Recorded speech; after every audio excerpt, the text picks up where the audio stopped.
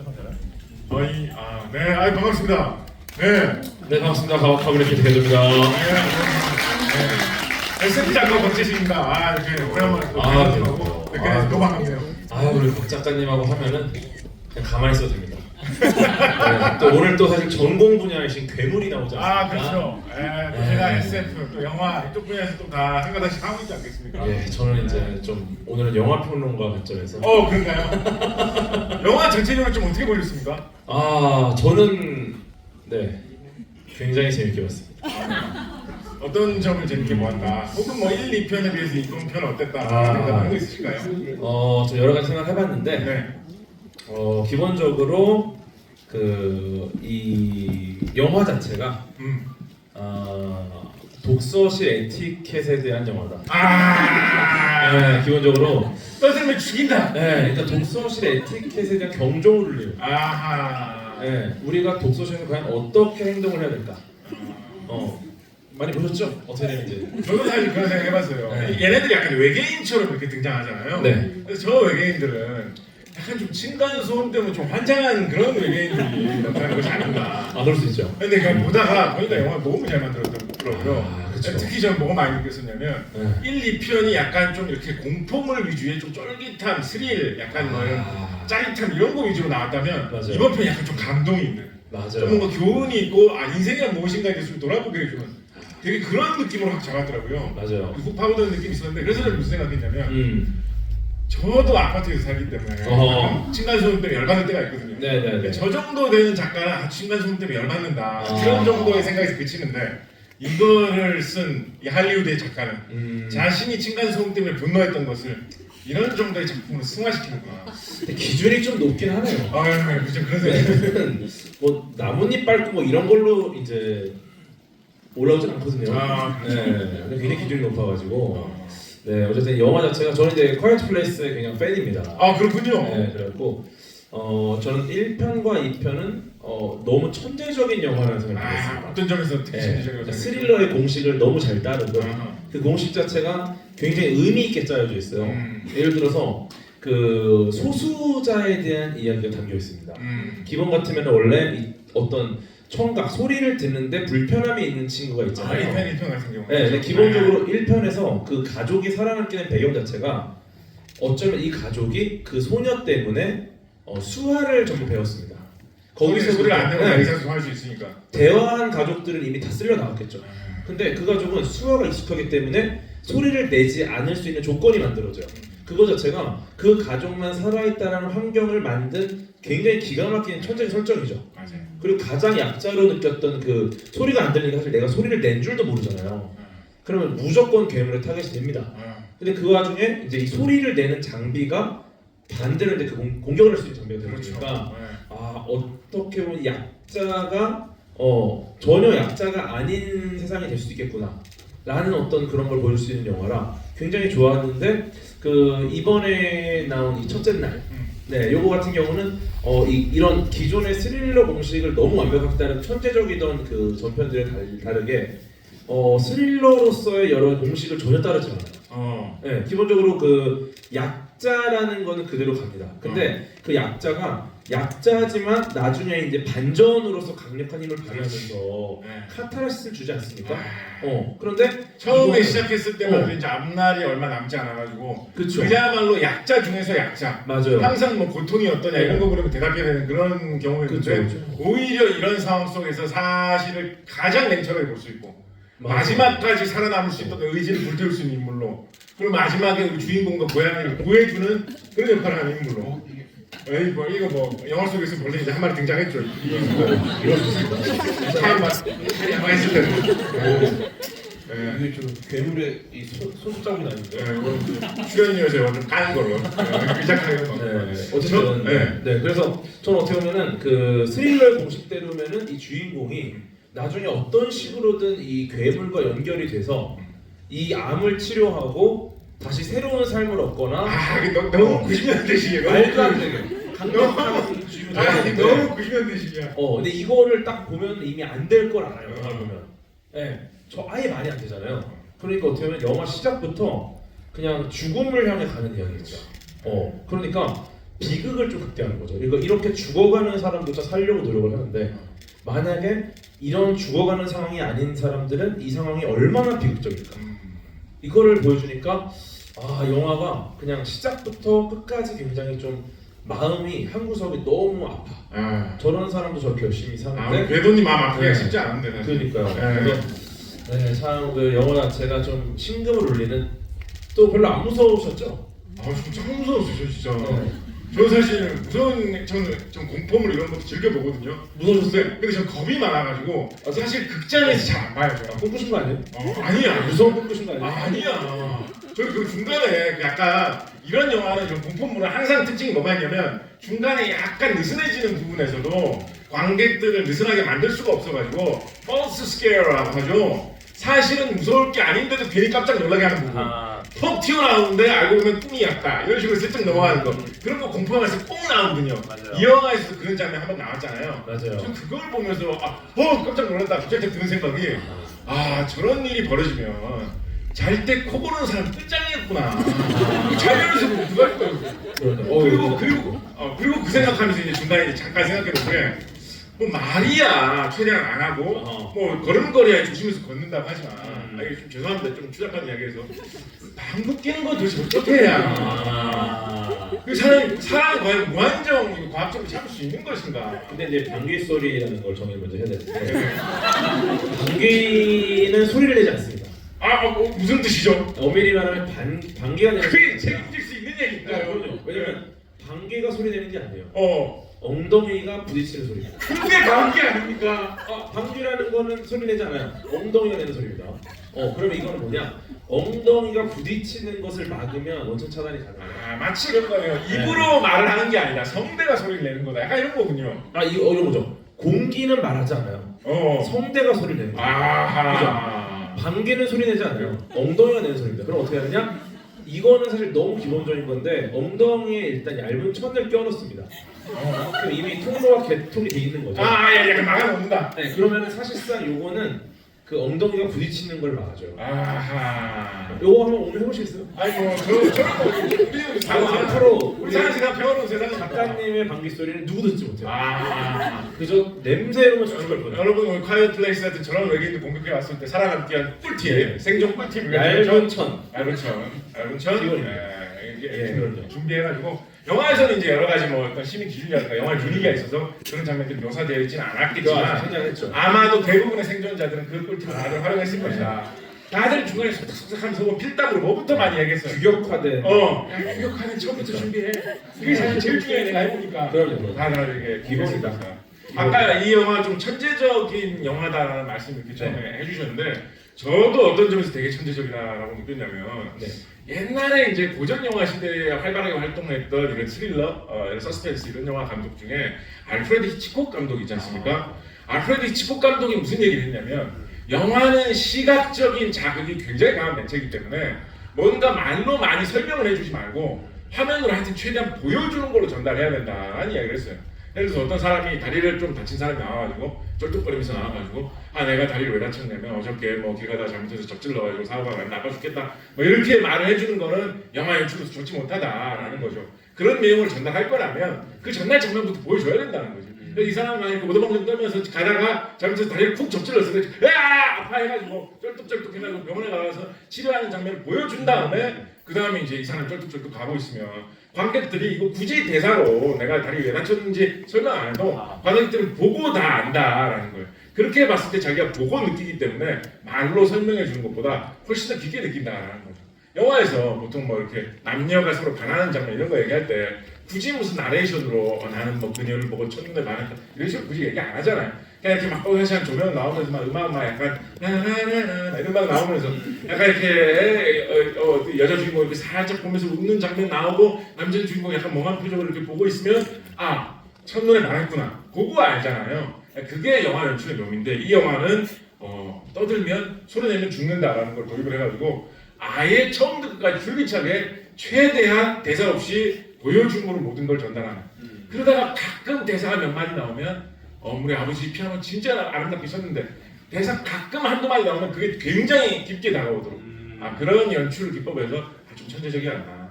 그런 생각도 있었습니다. 맞아요. 그러니까 이 스릴러나 공포 장르를 쓰기에 너무 좋은 장치죠. 왜냐면은 이게 그 소리를 깜짝 놀라게 크게 하면은 그 변화량이 우리를 놀라키는 거거든요. 그렇지. 예를 들어서 막 공사판이야. 공사판에서 괴물이 안 들립니다 일단. 공사판에서 뭐야? 이렇게 되는 거예요. 근데 소리를 줄여야 되는 상황을 아예 세팅을 했어요. 더 조마조마. 네, 그러니까 누구도 소리를 못 내는 상황이에요. 여기서 괴물은 소리 낼 수 있죠. 으아 등장해. 그러면은 소리가 너무 크니까 정말 충격적인 그 데시벨이 또 나옵니다. 깜짝 놀랐어. 이거는 놀래키기 너무 좋고 그래서 어떻게 보면 이제 기본적으로 약간 이 드라마 형태로 가는 영화지만 중간 중간에 확실히 공포영화 갖고 있는 그 깜짝 놀래키는 연출은 이거는 안 쓰면 아깝죠. 이 조용한 상황에서 갑자기 소리를 터뜨린다. 좀 튀어나와야 이건 너무 강력한 요소고 그리고 또 어떻게 보면 그 우리가 소리를 못 낸다라는 게 굉장히 공포스러워요. 네. 어떻게 보면 저는 그 이 괴물 좋게 말하면은 뭐 괴물 좋게 말해서 좋게 말해서 나쁘게 말하면 저는 이제 개인적으로 람부탄으로 정의했습니다. 람부탄 왜 그렇게 부정했죠? 람부탄처럼 생겼어요. 그게 나쁘게 말한 건가요? 람부탄 까보셨어요? 근데 그게 나쁘게 말한 건가요? 람부탄을 까다 보면은 딱 괴물 같은 모양이 됩니다. 좀 그렇게 되는 거예요. 까다 말면은 까다면 람부탄 같은 형태인데 나쁘게 말해서 람부탄을 딱 람부탄맨이 딱 이렇게 열어요. 딱 열면은 이분은 정말 대단한 게 경청할 준비가 되어 있는 거예요. 심지어 너무 경청자라 본인은 말도 안 해. 그러니까 저는 딱 보자마자 이렇게 나랑 세계관이 완전 반대인 사람인가? 기본적으로 이제 저희 같은 사람은 안 듣잖아요. 전 그렇지 않아요. 근데 지금 은근히 그 개가 한 부분으로 묻지 마세요. 저희 사람은 안 듣거든요. 말하는 게 중요하지. 듣질 않아. 근데 반대로 말하는 게 중요하지 않아서 입을 없애고 듣는 거에만 집중한다? 이렇게 훌륭한 친구가 있나? 그 괴물 이야기 나온 김에 한번 생각해봅시다. 여기에 등장하는 괴물이 약간 외계의 괴물이다라고 한다면 어떤 데서 사는 어떤 괴물이 여기에 지구에 온 걸까요? 뭐라고 추측해 볼 수 있을까요? 기본적으로 그 경청하는 자세다. 네, 그렇기 때문에 얘네들의 일단은 소리가 굉장히 중요한 상황이고 그 소리마저도 굉장히 낮은 데시벨일 것이다. 소리가 거의 없고 작은 소리만 들리는 데서 그리고 이제 눈이 없잖아요. 보이지 않는다는 것 자체가 빛이 없는 환경이겠죠. 왜냐면 심해 생명체들 대부분이 눈이 태워져 있습니다. 왜냐면은 어차피 암흑이라 빛이 정말 한 줄기도 없어요. 광자 하나도 없단 말이야. 그럼 얘네들은 눈이 있어 봐야 직광을 못 합니다. 그럼 어떻게 해요? 쓸모 없으니까 빼. 근데 이제 소리만은 듣는 거죠. 소리만. 그런 매질은 분명히 있을 겁니다. 소리가 전달돼야 되니까. 공기라든가 물이라든가. 공기든 물이든 그런 거 있는 행성. 매질은 있지만 빛은 없다. 그러니까 심해에 살거나 혹은 빛이 아예 없는 대기가 있는 행성. 딱 그런 곳이죠. 심해보다는 저는 대기가 있는 행성일 것 같아요. 왜냐면 움직임의 그 어떤 날렵함이나 이런 게 약간 심해 느낌보다는 뭔가 좀 지구하고 상당히 좀 비슷한. 그러면서 저는 중력이 지구보다 조금 더 강한 행성이 아닐까. 이것도 맞아요. 그렇게 날렵하게 돌아다닌다는 걸 보면 물에 빠져 죽는 걸 보면은 심해는 아니야. 그러네. 근데 또 심해는 아니지만 굉장히 강한 중력의 행성이에요. 왜냐면은 움직임이 이렇게 빠르게 움직일 수 있으려면 기본적으로 작은 행성에서는 평상시 움직임이 있을 겁니다. 근데 갑자기 중력이 약한 데로 오니까 날아다니는 거죠. 그리고 또 저는 또 굉장히 재밌는 접근을 해봤는데 진짜 재밌나요? 네, 정말 재밌어요. 이거. 왜냐면 이제 일단 저는 공포 영화 GV는 딱 들어오면은 분위기가 바들바들 떨고 있는 분들이 많이 계세요. 심지어 아예 눈을 거의 안 뜬 분도 계셔. 아직 GV 시작하는 줄 모르고. 이분들이 오늘 잠을 못 잤어요. 약간 과장. 정말로. 정말로. 그래서 저는 약간 의료감 같은 걸로 조금 여러분들 좀 이렇게 무서운 걸 해소시키려고 노력을 많이 하는데 제가 추측한 아까 그 방귀 막는 방법 진짜 잘 됐던 것 같습니다. 이거 더 재밌는 게 있습니다. 뭐죠? 이 람부탄들은 어린 시절이 어땠을까? 어린 시절. 저는 이런 걸 한번 생각했어요. 람부탄의 유년 시절. 얘네들이 저보다 이렇게 어릴 때부터 되게 크진 않았을 거예요. 지금 온 것은 나름대로 좀 어른들일 것이다. 저는 반대로 유년 시절에는 굉장히 작고 약했을 것이다. 근거가 좀 있을까요? 네, 왜냐면은 얘네들이 소리를 보고 뛰어옵니다. 그 뛰어오는 모습이 흡사 제가 최근에 북극 갔다 왔거든요. 북극에 있는 개들이 뛰어노는 거 비슷해요. 네, 이게 뭐냐면은 과도하지 않습니까 이거 좀? 얘네들이 그 북극에 있는 그 개들 있잖아요. 네. 굉장히 강력한 힘을 갖고 있는 거대한 사람 많은 개들. 얘네들이 어릴 때부터 사람을 너무 좋아해요. 그래서 사람을 보면 날라와요, 날라와. 근데 얘네가 뭐냐? 컸습니다. 여전히 마음은 어려. 그러니까 소리 나는 쪽으로 놀자고 뛰어오는 거예요. 늑대같이 생긴 놈들이. 근데 크면서 얘네들이 강력해지니까 놀자고 한번 손 한 번 흔들었는데 사람이 사라지는 거예요. 그러니까 얘네 입장에서는 어릴 때도 무조건 소리 나는 쪽에 가서 신나게 놀자 이러는 친구들인데 본인이 너무 강력해지니까 놀자고 왔는데 받자마자 우리 사람 같은 약한 장난감은 주체를 못하는. 쉽게 사라지는 거죠. 약간 영화 속에서 사람이 좀 그거군요. 그 고양이 낚싯대 같은 그렇죠. 거기에 매달리는 깃털 같은 게 약간 사람인 거군요. 영화 어떻게 속에서. 되게 딱한 상황이에요. 왜냐면 얘네가 뛰어오는 걸 보세요. 얘네들 먹지도 않나 심지어 사람을. 저는 개인적으로 이 사람을 먹는 장면이 나오냐 안 나오냐에 따라서 콰이어트 플레이스 3편의 어떤 활로가 이런 걸 보거든요. 왜냐면 1, 2 다 먹는 장면이 안 나옵니다. 근데 3편에서 확실해진 게 사람을 먹지 않아요. 람부탄 같은 걸 또 먹어요. 람부탄을 까먹습니다. 말하자면 이건 약간 괴물들의 놀이문화의 뿐이다. 근데 그러면 왜 사람을 향해 뛰어오냐? 딴 이유 없어요. 놀자는 거예요. 왜냐? 소리가 나니까. 예를 들어 안 놀잖아요. 안 뛰어와요. 안 노는데 왜 뛰어? 저는 여기서 약간 생각이 나는데 사실 전 정반대 생각을 해봤어요. 그 우리가 흔히 이제 소리가 들리면 그게 들린다라고 생각을 하는데 사실은 사람이 들을 수 있는 소리의 높이는 한정돼 있거든요. 대충 좀 넓게 봐도 20Hz에서 2만 Hz 사이. 그 정도의 소리만 들을 수 있거든요. 박쥐 같은 경우는 그거보다 훨씬 더 높은 소리를 내고 듣는데 사람은 그 소리를 듣지 못하고 고래 같은 경우에는 그보다 낮은 소리도 잘 내면서 서로 의사소통을 하는데 사람이 뭐 해수욕장 같은 데서 해수욕 이렇게 하다가 갑자기 고래 소리가 들린다 이러면 느껴보시면 별로 없잖아요. 없죠. 그러니까 고래만 해도 지상에 지구에 사는 고래만 해도 사람이 안 들리는 소리로 의사소통을 한다라는 거거든요. 근데 이 영화에 등장하는 이 악당 괴물들 이 괴물들은 사람의 목소리 지상에서 나는 이런 정도의 흔한 잡음에 너무나 잘 발달돼 있어요. 이것만 희한하게 지구에서 있었던 생물도 아닌데 어떻게 하다 보면 이런 소리에만 이렇게 잘 반응을 하죠. 지구에 있는 소리만. 근데 이건 그러면 이건 가능성이 두 가지죠. 첫 번째 가능성. 그 행성도 지구하고 진짜 비슷한 행성이다. 그래서 이 지구에서 날만한 소리가 다 들리는 그런 행성에서 이 괴물들이 자라는 거다. 이게 첫 번째 가능성인데 너무 우연에 좀 기대는 것 같잖아요. 그럴 수 있죠. 그래서 두 번째 가능성은 저는 뭐라고 생각하냐면 이 괴물들이 교수님 생각하는 거랑 좀 반대로 저는 이 괴물들이 의도적으로 디자인된 약간 무기 같은 거라고 생각합니다.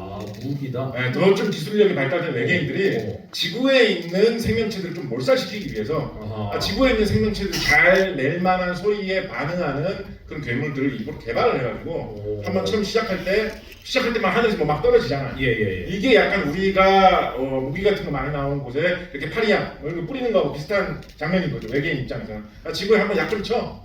지구에서 이렇게 쭉쭉 치면 그런 괴물들이 우주에서 우르르 떨어진 건데 그게 이제 지구에 돌아다니면서 지구를 휩쓰는 외계인들 어떤 무기가 아닐까. 그래서 이건 약간 더 나간 생각인데 저는 무슨 생각까지 해봤냐면 지구인들이 내는 이런 소리 있잖아요. 지구인들이 내는 소리, 이 사람의 목소리 정도 되는 소리. 이 소리가 이 지구와 전혀 다른 문화를 가진 이 외계인들이 듣기에는 너무 귀에 거슬리는 소리처럼 들리는 거예요. 지구에서 보내는 어떤 전파라든가 뭐 라디오, 텔레비전 이런 걸 수신해가지고 외계인들이 외계인 문명을 찾아냈다 이렇게 해가지고 딱 들어보니까 이 지구인들이 내는 소리가 전부 다 예를 들면 지구로 따지자면 약간 죄송합니다 이런 얘기해서 칼로 칠판에 그는 소리 이런 거 같은 소리를 다 들리는 거야 외계인들이.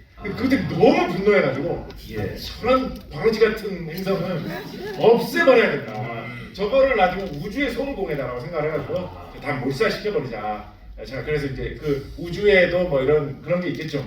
뭐 무슨 땡스코 뭐 이런 게 있겠죠 우주에도. 거기 부탁해가지고 저런 행성에 사는 놈들을 없애버리기 위한 뭐 그런 약을 하나 마련해 주십시오. 라고 하니까 거기서 뭘 만들어 왔겠어요. 람부탄을 만들어 온 거죠. 그게 뿌린 게 아니냐 그런 상상을 해봤습니다. 또 작가님 말 또 일리 있는 상상입니다. 근데 이제 어떻게 보면은 그 우리가 이제 보통 칠판 긁는 소리가 나면 어떻게 해요? 소름 돋고 뭐 뛰어가서 칠판 긁은 사람을 싸대기 치는 그러네. 이거는 사실은 굉장히 필수인 건데 칠판을 긁으면 귀를 막습니다. 그렇지. 피하죠 좀 약간. 그리고 칠판 긁는 소리를 듣자마자 일어나 싸대기 치러 가지 않아요. 근데 영화를 보면은 괴물들은 귀를 막진 않아요. 손이 있는데 귀를 안 막아요. 그리고 오히려 남부탄을 엽니다. 이건 뭐냐? 그 소리가 절대 듣기 싫은 소리가 아닐 것이다. 이걸 여는 거는 그 소리의 진원지를 찾는 거예요. 누가 나랑 놀자고 하나? 누가 놀자. 좀 무섭다. 야 놀자. 가끔 이런 거 아니에요? 안 놀아주네. 다음 사람. 좀 무섭다. 그러니까 얘는 사실 순수한 친구입니다. 약간 공감하기 어렵게 귀를 막지 않아요. 우리 소리가 듣기 좋은 거예요. 심지어 신나 있어. 걔네들 보면은 중간에 그냥 걸어다닐 때 리듬감이 좀 신나는 리듬감 좀 있어. 맞아요. 때 얘네들이 네. 신나서 딱딱 소리를 내요. 맞아. 그 약간 그 하수구 같은데 지하철에서 그때 이렇게 쿵쿵 소리 내면서 나올 때 그때 약간 탭댄스 느낌 좀 들었어요. 우리도 신날 때 발자국 소리 이상하게 너무 크게 들려. 우리도 신날 때 투스텝 맞아. 같지 않습니까? 맞아. 그래서 따닥따닥 하다가 약간 그런 느낌 있어요. 와! 이렇게 갑자기 또 너무 또 신나는 영화가 되버리니까 약간 이거 반대로 뒤집어서 영화 보시면서 이거는 좀 과학적으로 좀 너무 말이 안 되는 것 같다. 요거는 조금은 좀 현실적으로 좀 바꾸려면 요 부분은 좀 어떻게 좀 뒤집는 게 좋겠다. 그런 거 혹시 있었을까요? 저는 두 가지. 두 가지. 굉장히 사소한 것 하나랑 네. 그 좀 굉장히 좀 중요한 거 하나 좀 생각해봤는데 네. 사소한 것부터. 피자를 구하러 갑니다. 네. 제가 대충 시간의 흐름과 날씨의 변화로 혹은 그 남자 주인공의 수염의 변화로 지나는 기간을 한번 산정해 봤어요. 수염의 길이를 산정하기 그렇죠. 근데 이제 놀랍게도 피자가 너무 깔끔해요. 너무 부패하지 않았다. 심지어 이거는 구워놓은 피자입니다. 구워놓은 피자라는 건 미생물이 있을 거예요. 굽고 나서 꺼내면서 만졌을 거 아니야. 근데 너무 깔끔하게. 그러니까 저는 개인적으로 어떤 생각을 해봤냐면 겉은 깔끔해. 근데 안에가 굉장히 안 좋은 상황이었죠. 그래서 시간이 꽤 지났어요. 여러분 피자 냉동실에 넣어놔도 오래놔도 못 먹습니다. 근데 상온 보관이다? 이거 이틀을 안 가요.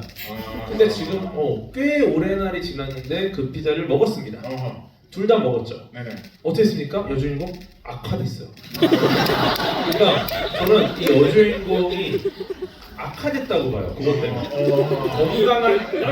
건강한 남주인공은 버텨냈어.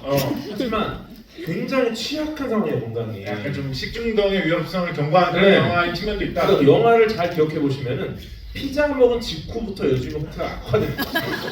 그래서 요거는 피자가 상하지 않았다라는 거 그 비주얼적인 거에서 약간 오류가 있었으나 영화상의 전개를 보면은 확실히 피자가 안 좋은 상태라는 거는 보여주니까 요건 넘어가는 걸로. 각본가 입장에서는 그런 걸 좀 고려했을 수도 있다. 너무 상한 것 같으면은 입에 넣기가 힘드니까 안쪽만 좀 이렇게 안 좋아한다. 사실 영화상에서 여자 주인공 같은 경우에 피자 넣을 때 약간 좀 맛 없어하면서 입에 넣는 것 같기도 했어요. 남쪽 좀 깊이 집어넣고 눈치 큰 감아서 넣어요. 지금 감아서. 그런 느낌 있긴 했어요 진짜. 네. 놀랍네. 그게 있었고 두 번째로 더 중요한 거. 중요한 거. 아마 근데 많은 분들이 그랬을 것 같아요. 이 프리퀄이다 보니까 프리퀄이 뭘 해야 되느냐? 1편이 나오기 직전의 이야기들을 다 해소를 시켜줘야 돼. 근데 이거는 제가 봤을 때 아예 방향이 다른 영화입니다. 원래 프리퀄에서는 1편에서 괴물은 소리만으로 식별한다. 이런 정보를 과연 최초에 얻은 사람이 누구인가? 어떤 사건 때문에 이 괴물은 눈이 보이지 않고 물에 잠기면 죽고 소리만으로 사람을 사냥한다는 거를 알아냈을까를 굉장히 드라마틱하게 전할 수 있었어요. 근데 그 부분을 확실히 배제해버립니다. 방구 막는 방법 개발해낸 사람 이거 나와줘야 되는데. 근데 이게 배제해버리니까 그 영화 자체가 아예 다른 장르가 되었어요. 그러니까 이거는 사실 감독의 어떤 연출에서의 어떤 목표 자체가 다른 겁니다. 그래서 그 부분은 아쉬웠는데 개인적으로는 그러다 보니까 그 소리로 괴물이 반응한다라는 거를 너무 빠르게 하는 인류가. 그러면 이렇게 돼버리면 문제가 뭐냐면은 인류의 피해가 그렇게 크지 않을 가능성이 높습니다. 그냥 대책을 마련할 테니까. 그러면 아마 3에서는 1이나 2에서는 나오지 않았지만 훨씬 더 많은 생존자가 나올 가능성이 높고요. 그리고 만약에 소리 나는 걸로 반응한 걸 알았다면 기본적으로 그 헬기로 엄청난 소리를 내서 괴물을 한 곳에 모으는 것도 쉬웠을 겁니다. 그렇게 함으로써 더 많은 사람을 구할 수 있었을 텐데 그 방법을 쓰지 않아요. 헬기는 계속 날아다니나 마치 약간 조금 생각을 많이 안 하고 날아다니는 것처럼 그러니까 분명히 저 헬기로 하면 사람들이 다 쫓아가는데 괴물도 쫓아가는데 이거를 쓸 수 있는 방법이 있는데 왜 전략적으로 이 소리를 안 쓰지? 그러니까. 그 부분이 조금 아쉬웠다. 1, 2편에서는 약간 그런 뭔가 물에 들어가면 안 피하면 무슨 독도 이런 데 가면 다 살 수 있는 거 아닌가? 그렇죠, 약간 이런 그렇죠. 생각 해볼 법한데. 그래서 이제 여러 가지 연결고리들을 만들어서 네. 그 해답들을 줬다면 1, 2편에서는 근데 이제 이번 프리퀄에서는 이제 그 부분을 배제하고 드라마적인 요소를 좀 강하게 이야기했다. 네, 그런 책임이 있을 것 같아요. 3에서 아마 좀 그런 걸 좀 해도 되지 않을까. 네. 3 제작 보십니까? 저는 이제 3는 들어가는 거예요. 아 그래요? 네, 감독. 할리우드에 있는 또 지인과 연락하셔가지고 좀 보시는 아니 1, 2가 너무 성공을 했어요. 그렇지. 1, 2가 너무 성공을 했기 때문에 네. 3는 거의 확정이 돼 있었고 근데 이제 감독도 프리퀄은 조금 다른 형태의 영화가 되게 원했던 것 같아요. 네, 그래서 그 세계관 안에서 되게 드라마를 좀 강조한 형태가 됐고 그리고 좋았던 거는 어떻게 보면 좀 그런 것도 있었죠. 그러면 좋았던 거 얘기하시는 김에 아까 영화 평론가에서 직접 말씀하셨습니다. 이 영화가 특히 1편 같은 경우에 세계적으로 어마어마하게 흥행을 했거든요. 그럼요. 제작비에 비해서 이게 사실은 이 감독하신 분이 그 유저 존 크라신스키 그분 원래 그 오피스 시트콤에서 이렇게 좀 잘생기고 재밌는 역할로 나와가지고 맞아요. 배우로 인기 많이 끄셨던 분인데 맞아요. 배우로 뭐 웃긴 역할 잘해서 인기 있으면 그건 아직 무슨 영화 연출을 하냐라고 해서 초창기 연출작은 사실은 별로 평이 안 좋기도 했었거든요. 그런데 보란 듯이 그렇죠. 슈퍼메가 히트작을 공포 영화 장르에서 자기 부인하고 같이 나와가지고 가정을 걸고 찍은 거지 않겠습니까? 그렇죠. 부부가 나왔죠. 네, 그렇게 찍어가지고 성공을 시켜가지고 놀라운 히트를 하고 2편도 뭐 성적이 괜찮았고 지금 보니까 프리퀄 같은 경우에도 영화 만듦새가 좋아요. 이 영화의 어떤 흥행 이유, 사람들이 이 영화에 이렇게까지 열광한 이 시리즈 전체에 이렇게까지 열광한 이유 뭘까요? 개인적으로는 이제 1, 2를 보신 분들은 기대감으로 볼 가능성이 있고요. 근데 1, 2를 아예 안 보신 분들이 보면 오히려 만족할 수 있는 영화죠. 저도 그렇게 생각합니다. 그렇게 생각합니다. 1, 2를 모르면 오히려 이 영화가 굉장히 새로워요. 근데 1, 2를 알면 제가 지금 말씀드린 것처럼 프리퀄이 해야 되는 목적을 달성하지 않았어요. 영화 분위기도 좀 다르고 막 도시에서 펼쳐지고 막 하는 게 그렇죠. 보면은 그 중간에 그 남매가 분수 안에 갇혀 있잖아요. 만약에 좀 제대로 된 프리퀄 뭔가 목적이 스릴러다 그럼 사실 그 남매가 주인공이면 좋아요. 거기 있는 남자 오빠가 주인공이고 여동생을 구하러 이제 그 생존하는 그 모습을 첫째 날에 보여주면 얼마나 재밌겠습니까? 근데 90년대 느낌 아닌가요? 딱 나왔는데 너무 뻔한 느낌 아닌가요? 90년대 느낌 싫어서 아니 뭐 좋아하긴 합니다. 그래도 좀 너무 뻔한 느낌 아닌가요? 목고가 또 유행이다. 왜냐면 그 처음에 시작했을 때는 영화 얼핏 딱 보면 그 약간 좀 잘생긴 그 백인 남자 아저씨, 간호사 아저씨 그 아저씨가 약간 주인공일 것 같은 느낌도 살짝 들잖아요. 그리고 꽤나 오래 살아남고 너무 80년대 스타일 아니야? 그러니까 그렇게 갔으면 진짜 80년대 스타일이지 그렇게 갔으면. 80년대. 근데 이 영화는 80년대 바이바이 딱 끊어내고 이 아저씨는 그 정도 역할 하면 충분하다. 중간에 깔끔하게 그냥 보내잖아요. 맞아요. 그래서 이 영화는 확실히 80년대 90년대 스타일 아니고 이 2020년대 남매도 스타일 그냥 보내줘요. 그렇지. 저는 남매가 좋은 것을 보여드리죠. 보통 영화에서는 남매가 이제 요 주인공 집단의 발목을 잡는 역할을 하거든요. 보통 남매 보내줘. 그다음에 우리 훌륭한 지도자격에 해당하는 또 배우가 한번 나오시잖아요. 그 마지막에 딱 배 타고 계신 딱 이렇게 잠깐 멈춰 하시는 분. 멋지신 분.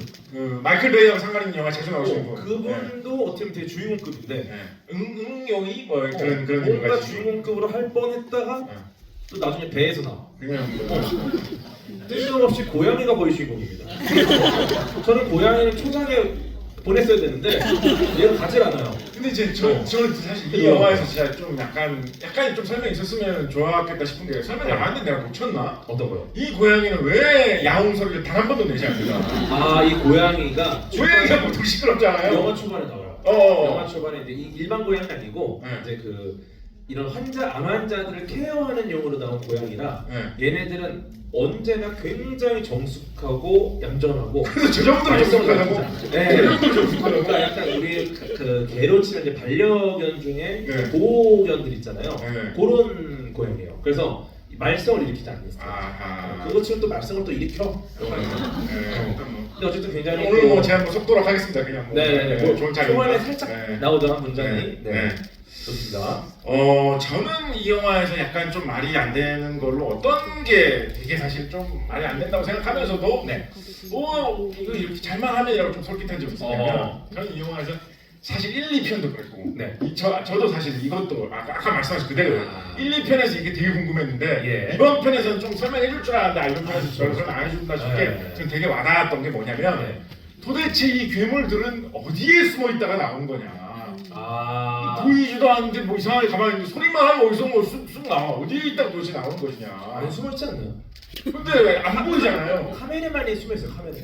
카메라 뒤에 있다 항상. 아니요, 항상 카메라 뒤에 있다. 카메라맨도 보이면 죽잖아요. 네. 카메라맨도 그쪽을 안 비치고 있는 거죠. 카메라만 피해서 있다 항상 이런 식으로. 밖으로 나가면 거 신도림이에요. 카메라 뒤쪽이 쫙 깔려 있다. 깔려 있는 대신에 이걸 안 잡는 거야. 안 잡는 거예요. 왜냐면 약간 돌잔치나 이런데 촬영 기사 하시고 옆에서 이렇게 막 웃기는 사람 있는 것처럼. 보통 한 2, 3초면 나와요 괴물이. 어허. 그 말은 뭐냐? 거의 바로 옆에 있다. 거의 그렇죠. 바로 옆에 있어 계속. 맞아요. 소리를 내면 안 돼. 근데 어떻게 어디에 있느냐가 저 진짜 의문이었는데 네. 항상 카메라 뒤쪽이다. 카메라에 안 잡힐 뿐이다. 항상 카메라 뒤쪽에 있다. 잡힐 때 언제냐? 카메라에 소리를 낼 때. 소리 낼 때만 볼 때만 카메라 그렇죠, 안쪽으로 그렇죠. 들어오다. 저는 어떤 생각도 해봤었냐면 네. 뭔가 이 괴물은 몸을 굉장히 잘 접을 수 있는 기술 같은 게 있는 게 아닐까? 예를 들면 몸의 상당 부분은 다 있죠. 약간 공기고 아하. 사실 몸을 차곡차곡 접어가지고 아주 좁은 공간에 몸을 숨겼다가 나와야 될 때가 되면 훅 펴지면서 이렇게 나오는 게 아닐까? 때렸을 때 지가 날아가니까요. 그러니까 약간 이거는 좀 뭔가 특수한 재질로 돼 있겠죠. 오. 굉장히 밀도가 높은 진짜 중력이 높은 행성에서만 있을 수 있는 그런 재질로 돼 있다든가. 그러면 공기가 들어가 좀 있지 않나요? 그러니까 뭔가 그 약간 좀 그 괴물이 나올 때 어떤 특이한 습성이나 소리 같은 게 어. 약간 그런 것 때문에 그런 거 아닐까요? 아 역시 좀 그래서 저는 상당히 어려운 거죠. 저는 예. 그 상상하기 어렵죠. 음. 우리 지구인들이니까. 예. 그렇지만 만약에 평화가 찾아온 다음에 지구인이 승리를 거둬가지고 네. 저 괴물을 표본으로 한 마리 정도 사냥해가지고 붙들고 있는다면 그 괴물이 어떻게 몸을 접어서 숨길 수 있는지 그걸 잘 연구를 해가지고 아하. 그 기술을 이용해서 뭐 약간 좀 접이식 자전거 같은 거 만들거나 그게 사람 굉장히 효율이 좋지 않아요. 그렇죠. 주차 같은 거 주차할 때 차를 이제 그 괴물을 접는 기술로 아주 조그맣게 접어가지고 아주 좁은 공간에 차를 막 40대씩 막 이렇게 주차를 해놓는다거나 저 괴물에게 그런 기술을 배울 수 있지 않을까. 그렇지만 정확하게 뭔지는 알려주지 않아서 어찌 보면 카메라 뒤편으로 다 숨어 있다는 소리 좀 그럴듯하게 느껴지기도 하는. 아마도 그럴 것이다. 저는 좀 그렇게 생각했어요. 너무 빨리 온다. 네. 거의 식당에서 그냥 사람 부르기 전에 오잖아요. 네. 거의 그런 느낌이라 종업원처럼 어. 식당 서버분들처럼 거의 서 있는 거죠. 어. 항상 서 있는 거 항상 모든 곳에 네. 적당히 거리를 두면서 네. 그게 제일 유력하지 않을까. 네, 식당 람부탄입니다. 약간 이런 느낌. 그렇죠. 몇 시간에 봤어요? 막 이렇게 하면서. 누르기 전에 네. 오시면 돼요. 아. 누르기 전에 육수 넣어드릴까요? 아. 거의 그런 느낌. 아. 누르기 전에 이미 오는 거죠. 어. 그렇지 않을까. 이 아. 밀도가 꽤 높아야 안 보일 뿐이지. 약간 뭐 이런 건 어떻게 생각하십니까? 그러면 지금까지 이제 사실 뭐 많은 또 팁들을 얘기해 주셨는데 마지막으로 이런 일이 만약에 실제로 벌어진다. 예. 람부탄들이 지금 내일 정도에 대한민국 서울에 나타났다. 건대 입구 쪽으로 막 오고 있다라고 한다면 예. 살아남기 위해서 우리가 꼭 알아야 될 팁. 아까 뭐 아주 뭐 전 세계 어디에서도 들을 수 없는 방귀소리 제거법 알려주시지 않았습니까? 그런 관점에서 좀 우리가 꼭 유념해야 될 팁 같은 거 하나 좀 주신다면 어떤 거 이거는 전념하면 좋을까요? 뭐 어렵진 않은데 네네. 소음을 더 만들어야 됩니다. 역발상인데요? 역발상이에요. 지금 너무 조용하니까 얘네들이 활개를 치고 다니는 거예요. 오히려 더 시끄럽게. 심지어 그거를 애매한 위치에 달아놔요. 애매한 위치. 공중 높은 그래서 데 이런데 이게 애매하게 옥상에서 떨궈놔가지고 네. 손은 안다. 아 손은 안돼 소리가 나. 진짜 고양이 낚시 진짜 진짜 이런 것처럼 낚시같이. 얘네가 이거를 눈이 안 보이니까 건물을 타고 올라가서 옥상에서 끊지는 못해요. 잠깐만 얘네들이 진짜 놀자고 오는 거면 그쵸. 그렇게 할 때가 오히려 더 좋아할 수도 있어. 더 좋죠. 그러면 우리는 어떻게 보면 인구 밀도 높잖아. 네. 외계인 밀도가 높아요. 네. 그럼 위에다 그거만 세팅을 잘해놓은 도시마다 네. 명물입니다. 명물. 지역마다 약간 다람쥐는 책바퀴를 돌리듯이. 애들 막 이러고 있는 거야. 오. 약간 일종의 그 우리 콘서트장 가면은 네네. 부천에서 판 거죠. 네. 그 괴물들이 모여가지고 람부탄들이 다 이러고 있는 거. 소리도 나니까. 그리고 관광 명소 같이. 어. 그럼 이제 애매하게 안 보이는 걸 활용해야 된다. 그러니까 조용히 한다. 이러면 안 돼. 오히려 더 시끄럽게 해서 발성. 내 소리를 묻어야 된다. 아하. 이게 매질 좋은 게 뭡니까? 이 매질 때문에 다른 게 덮을 수가 있어요. 지금 공기가 있습니다. 보강 간섭, 상세 간섭 한다 이거는 아하. 충분히 가능하지 않을까? 네. 네, 뭐 비주얼 말씀 감사하고요. 네. 네, 저 지금 관객들로부터 질문 좀 받아볼까요? 관객들 분들 중에 네. 질문하시고 계신 분, 뭐 앞에 분부터 뭐 어떻게 네. 할까요? 그냥 말씀하시면 될까요? 말씀하시죠 앞에 분. 그냥 말해요? 마이크 없죠? 아 있어.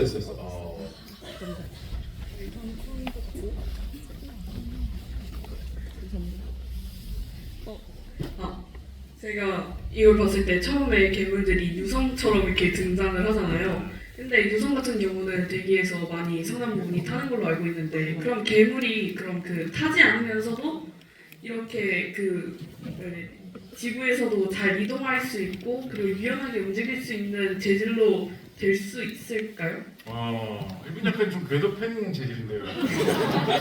이걸 이렇게 유심히 생각하세요. 어떻게 생각하십니까?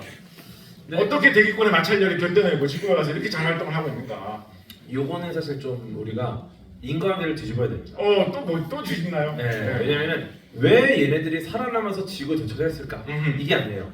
살아남지 않은 애들은 영화에 안 나오는 겁니다. 훨씬 더 사실 많이 내려왔다. 그러니까 근데 그 유성철 반짝반짝할 때 다 이제 바이바이 하실 네. 것이다 그분들은. 그러니까 당연히 탄 있겠죠. 탄 애들은 아웃. 쓰지 않아요. 영화는 쓰지 않고 살아남은 애들 쓰는 겁니다. 약간 진화론적인 것이군요. 네, 살아남았어요. 강한 놈들이 살아남았네. 근데 얘네들은 살아남았는데 얼마나 화가 나 있겠습니까? 뜨겁잖아요. 그러니까 기본적으로 분노가 꽉 차 있는 악과 깡만 나오는 애들이 도착을 한 거예요. 착한 애들은 이미 못 들어왔어. 네, 이렇게 하시면 될 것 같아요. 저도 사실 비슷한 생각했는데요. 저는 아까 얘네들이 소리에 되게 민감하다는 말씀을 해주셨잖아요. 저는 거기서 착안한 건데 소리가 잘 들리려면 매질에 공기가 많을수록 소리가 전달이 더 잘 되지 않습니까? 얘네들은 작은 소리에 이렇게 민감하다는 거는 자기의 고향 행성에 대기가 좀 희박했을 수 있어요. 소리가 잘 전달이 안 되니까 작은 소리에도 되게 민감하게 발달한 거 아닌가라고 한번 좀 생각을 해보거든요. 그렇다고 한다면 지구도 자기 고향하고 비슷할 줄 알고 대기의 마찰열 별거 아닐 줄 알고 뛰어들었던 거지. 그런데 말씀하신 대로 지금은 공기가 많아. 그래서 많이 타 죽은 거예요. 그래 내려와가지고 말씀하신 대로 분노한 거지. 예. 뭐 이딴 행성이 있어? 라고 하면서 이제 분노한 거죠. 기분 나쁜 채로 소리도 엄청 크게 들리고 자기 고향에서 왜 이렇게 시끄러워? 이 자식들 하면서 날뛰는 게 아닐까. 일리 있네요. 네. 네. 아까 또 질문하신 대로 손 드신 분, 네. 지금 뒤쪽에 계신 분, 네, 뒤쪽에. 네. 손드는 자세가 약간 람부탄 영화를 또 그 원에서 제 기억상에서는 그 괴물이 지하실 안에서 물에서 잠수했던 걸로 기억하는데 그러면 이 괴물이 진화를 했다고 보시는 거예요? 근데 원래 수영 못하는 애들이 잠수만 해요. 왜냐면 발이 땅에 닿느냐 안 닿느냐 되게 중요합니다. 네, 저 같은 경우도 이제 발이 땅에 닿잖아요. 물속에서 못하는 게 없어요. 하지만 발이 땅에 닿지 않는다. 이건 치명적이죠. 그 지하실의 정도는 제가 볼 때는 뭐 발에 땅에 닿으니까 아쿠아로빅 수준이고, 근데 이제 이 강이나 이런 데로 가면은 땅에 발이 닿지 않습니다. 네, 요거는 사실 치명적이죠.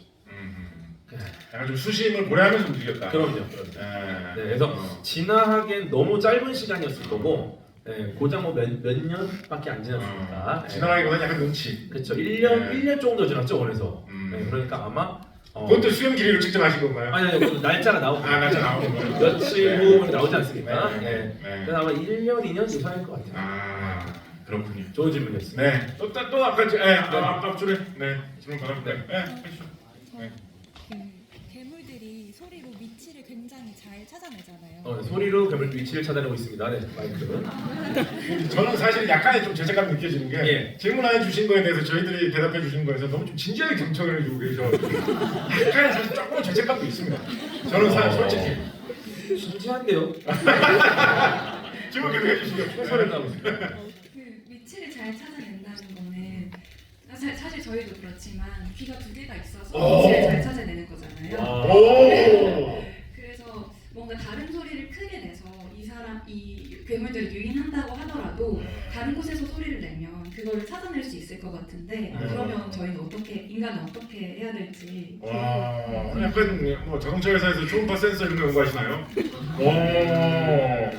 기막힌데요 이거. 어디로 오십니까? 이거 힘든 걸 이렇게 슬쩍 떨어지죠. 아니, 진짜 굉장한 박수, 진짜로 저는 저 훌륭하게 생각하는데. 와 이거 여기까지 간다고요? 아니 저는 뭐 이거 사실 저는 진짜 저는 저도 비슷한 생각을 해가지고 저는 이제 딴 쪽으로 이제 그런 곰곰이 생각하는 게 있는데 이런 괴물하고 비슷한 게 지구상에 실제로 있는 게 뭐냐, 지구상에 현존하는 생물 중에 저런 괴물하고 비슷한 게 뭐가 있을까라고 저는 곰곰이 생각해 본 결과 하나 떠오르는 게 있었습니다. 뭔가요? 소리로만 방향을 감지하고 목표물을 감지한다. 예. 시각은 거의 완전히 폐화되어 있다. 보이지 않는 곳에 숨어 있다가 갑자기 나타난다. 네. 그리고 그것 때문에 세계가 거의 멸망한다. 이런 동물, 저는 박쥐라고 생각했어요. 박쥐 같은 경우에 초음파를 이용을 해가지고 그 소리가 잘 반사돼서 들리는 것만 듣고 아주 조그마한 벌레가 나가는 것까지 감지해가지고 다 잡아채죠. 그러면서도 어두운 동굴 속에 살기 때문에 눈은 거의 퇴화되어 있어요. 동굴 외에 높은 데서 이렇게 붙어 있으면서 박쥐는 그 동굴에 매달려 있는 채로 겨울잠도 잘 뿐만 아니라 화장실 사용도 그 상태에서 합니다. 박쥐는 그런 놀라운 숨어있는 능력을 가지고 있거든요. 그렇군요. 이 영화 속의 괴물하고 굉장히 비슷하죠. 그런데 우리가 코로나19 팬데믹 때 경험을 했죠. 그런 박쥐가 신체의 대사에 대해서는 바이러스에 지나치게 강인한 특성이 있어가지고 몸속에 바이러스를 각종 다양하게 품고 있어서 아주 오래 버티면서도 잘 살 수 있는 그런 희한한 특징을 박쥐가 갖고 있기 때문에 박쥐가 잘못 튀어나와가지고 사람하고 접촉을 할 때 자칫 잘못하면 희한한 바이러스가 세계에 나와서 퍼질 수가 있다. 그렇죠. 그래서 코로나19가 퍼지는 과정에서도 박쥐가 전파하는 게 개입했을 가능성이 있다라는 거 과학자들이 계속 연구하고 있지 않습니까? 네. 코로나19 때 우리 잠깐 그런 생각한 적 있잖아요. 이대로 가다가 세상 멸망하는 거 아니야? 그런 생각 잠깐은 한번 스쳐 지나간 적이 있었잖아요. 그렇다고 한다면 세계의 멸망, 전염병의 공포하고도 연결되어 있는 소리로만 감지하고 눈은 보이지 않는 숨어있는 생물. 이거 지상에는 박쥐가 이 남부탄 역할을 하고 있는 거 아니야? 라는 생각 제가 해본 적 있거든요. 무슨 질문이에요? 이런 생물은 방향을 잘 감지해가지고 소리를 기막히게 잘 잡고 있기 때문에 다른 소음으로 가린다라는 게 좀 무의미할 것 같은데 너무 잘 찾는 것 같은데 캐치하려면 어떻게 해야 되느냐? 저는 그래서 우리가 어디에 질문해야 되나? 제가 이제 정확한 답변을 못 드려서 이렇게 이제 혓바닥이 길어진 거예요. 하고 싶은 말씀 하신 것 같은데. 그래 이거에 대한 답변을 알기 위해서는 어디에 문의해야 됩니까? 땡스코에 문의를 해야 됩니다. 땡스코에 바퀴벌레 개미 퇴치하시는 분들만 있는 게 아닙니다. 쥐 퇴치하신 분들, 박쥐 퇴치하신 분들도 있어요. 이 박쥐 퇴치하신 분들께 여쭤보면 분명히 박쥐 퇴치에 대한 아주 기막힌 노하우를 갖고 계실 거예요. 이분한테 물어보면 박쥐는 뭐 이러한 거 약하기 때문에 무슨 소리를 내면 혼란에 빠져가지고 지 맘대로 날아다닌다. 그때 뭐 몽둥이를 한 대씩 때리면 다 잡을 수 있다. 이런 노하우를 갖고 계실 거예요. 우리가 그거를 배워가지고 남부탄 퇴치하는데 사용하면 된다. 라고 저는 말씀드리고 싶습니다. 요거에다 이제 추가로 이제 아마 저도 궁금했던 게 귀가 하나입니다, 남부탄맨들이. 근데 이제 하나면은 보통 우리가 두 개라서 양쪽 귀에 들리는 시간차 때문에 방향을 알거든요. 안 그러면 우리가 방향을 알 수가 없어요. 이쪽에 들리면 얘가 먼저 듣고 그다음 얘가 듣고 얘가 더 세게 듣고 약하게 듣기 때문에 이쪽이라는 걸 알아채는 거죠. 근데 람부탄맨들은 얘네들이 하나니까 그 차이가 없는 거죠. 그래서 제가 이제 고민을 좀 해봤어요. 왜 하나를 만들었을까 그 영화를. 근데 보면은 람부탄 껍질이 열렸을 때 이 귀 형태가 약간 이런 그 깔때기 모양이에요. 그러니까 얘네는 우리처럼 소리를 듣는 게 아니라 훨씬 효율적으로 약간 일종의 접시같이 수음을 하는 거야, 수음을. 이렇게. 그러면은 이거는 각도를 얘네가 이제 딱 우리는 이러고 있다가 이쪽에 소리가 나면 바로 탁 보잖아요. 걔네는 그게 아니에요. 소리가 난다?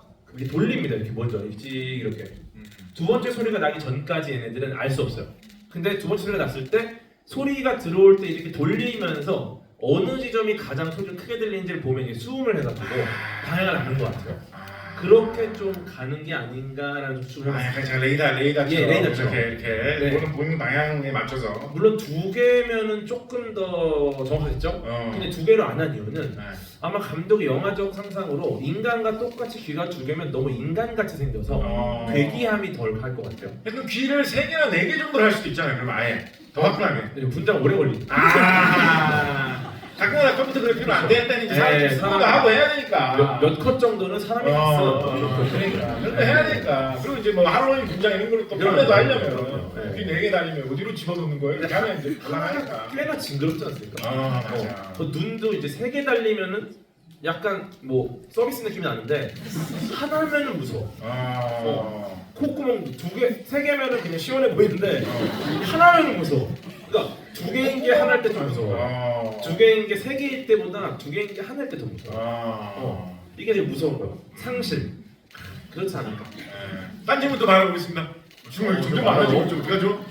앞에 보통 앞에 계신 분이 좀 제일 용감하시게 말해주시니까 앞에 계신 분도 별건 아닌데 그 고양이가 끌고 와갖고 괴물들 있었잖아요. 예. 그 동그란 게 저는 약간 알이라고 생각하고 부화를 하나 생각을 했었는데 먹죠. 먹어갖고 맞아요. 그게 뭐라고 생각하시는 거예요?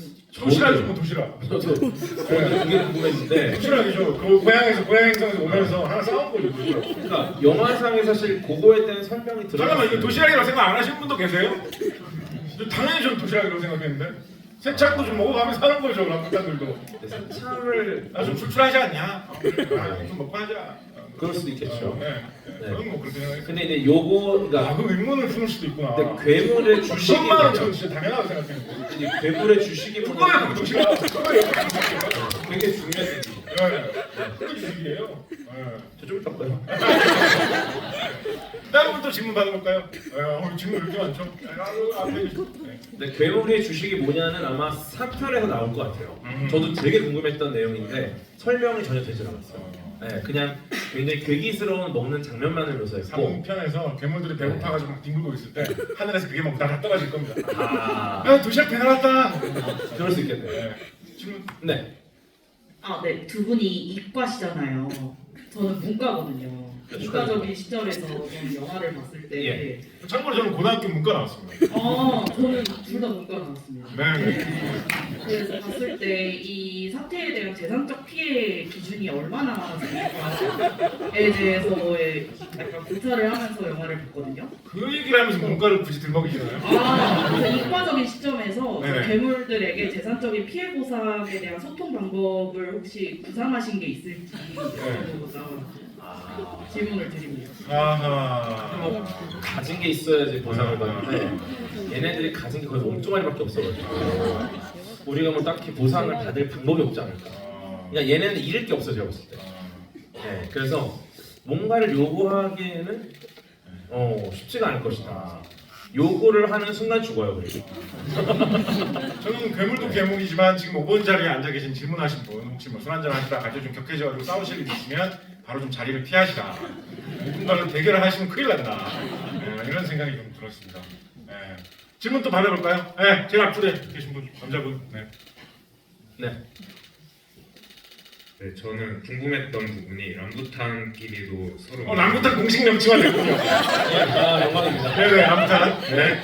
움직이면서 소리가 날 텐데 발소리라던가 물건을 건드려서 소리가 날 텐데 그 부분에 대해서 반응 안 하는 거에 대해서 어떻게 그러네. 지가 낸 소리인지 남이 낸 소리인지 어떻게 하는 거죠? 괴물들끼리. 그러니까 괴물들이 뭐 아이 헤이 뭐 이렇게 하는 거는 목소리니까 알겠지만 괴물들이 걸어다니다 내는 발소리라든가 괴물들이 뭐 열받아가지고 어디 건드려가지고 내는 소리 같은 거는 반응해요. 반응합니까? 반응하는데 안 잡히는 거예요 카메라에. 왜냐면 보세요. 카메라 뒤쪽에서 왜냐면 자기들끼리 하는 거잖아요. 그쪽에는 당연히 카메라맨이 없어요. 이놈들이 방송 출연 경험이 많군요. 그리고 얘네들은 자기들끼리 소리 냈어요. 싸다구를 치러 옵니다. 맞아도 사람은 날아가서 찢겨지는데 지들끼리는 튼튼하잖아요. 강하니까. 그냥 우리끼리 장난으로 막 이렇게 꼬집고 이러는 비슷한 거야. 그러니까 소리에 소리에 시끄럽게 이래. 딱 치면은 야 조용조용 다니자. 또 카메라맨은 거기 없죠. 왜냐? 사람 쪽에 있어요 카메라맨. 네, 그래서 안 나와. 할머니네. 그러니까 우리가 영화 볼 때 잘 보셔야 돼요. 카메라맨이 어딨지? 그런 거 신경 쓰 너무 신경 쓰 없는가? 잘 보셔야 돼요. 그거 잘 보셔야 돼요. 또 질문 있으신 분? 질문 여기 5번 자리. 너무 앞쪽만 가니까 뒤쪽 한번 남번에 뒤쪽 한번 가죠. 이따가. 어쨌든 질문 하시고.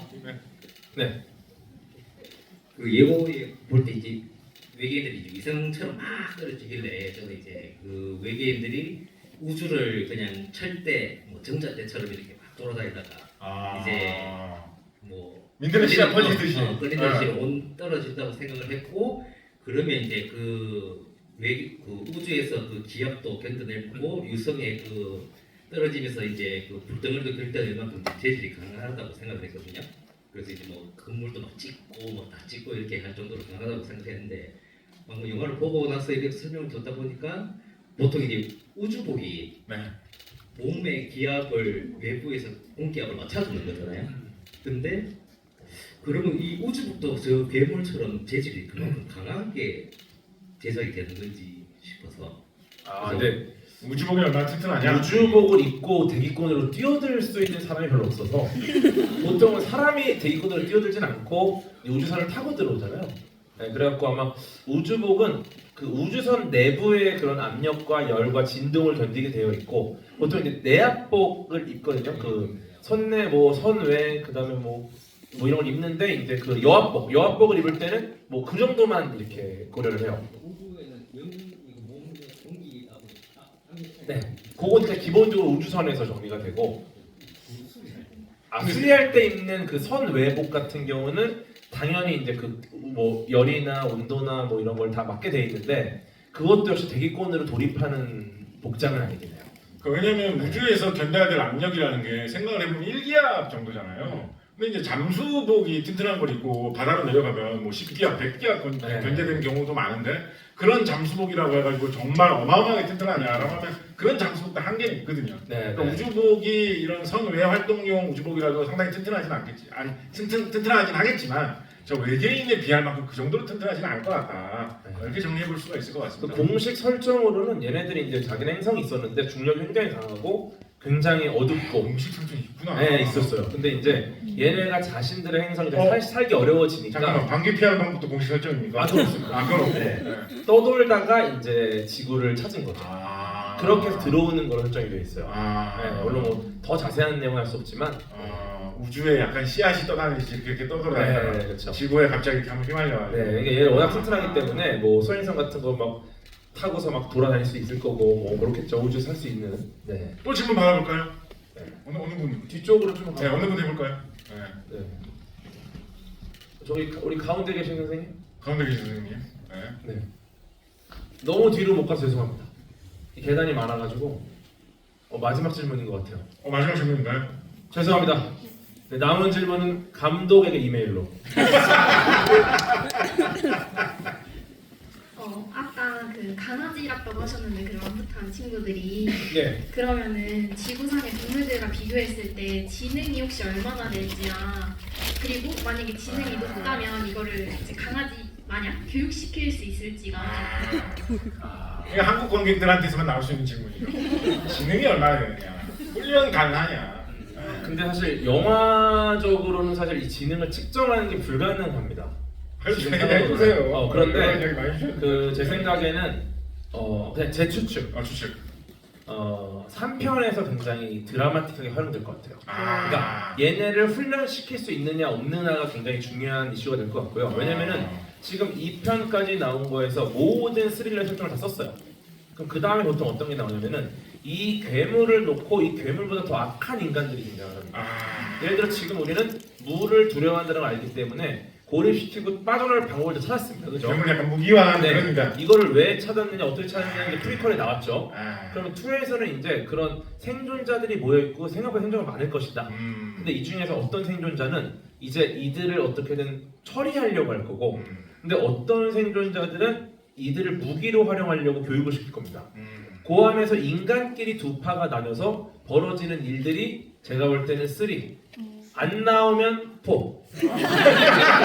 안 나오면 5쯤 나와요. 이거는 일종의 공식이에요. 인간의 그 아픈 부분을 분명히 드러낼 겁니다. 왜냐면 지금 이 프리퀄도 인간의 그 인류애적인 모습밖에 안 나왔어요.